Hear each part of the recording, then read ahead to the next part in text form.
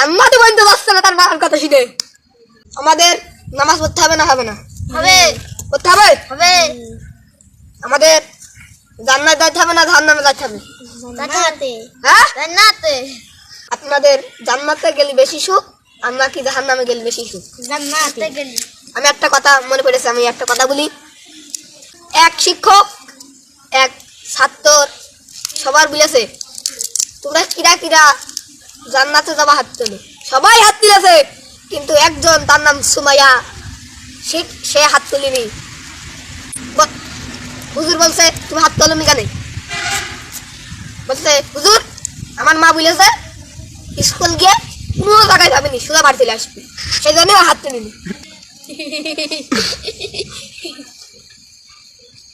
ওর মা বলেছে সোজা বাড়ি চলে আসবি, কোনো জায়গায় যাবিনি, সেই জন্য হুজুরের বলেছে আমি জান্নাতে যাবো না, আমার মা বলেছে বাড়ি চলে আসবি না, আমার মারবে। ও কিন্তু বুঝিনি আমাদের হুজুর জান্নাতে যাওয়ার কথা বলছে, ও ভয়ে ওর মার কথাই বিলি ফেলেছে। আমার মা বাড়ি দাঁত বিলেছে, কোনো জায়গায় দাঁত বিলিনি।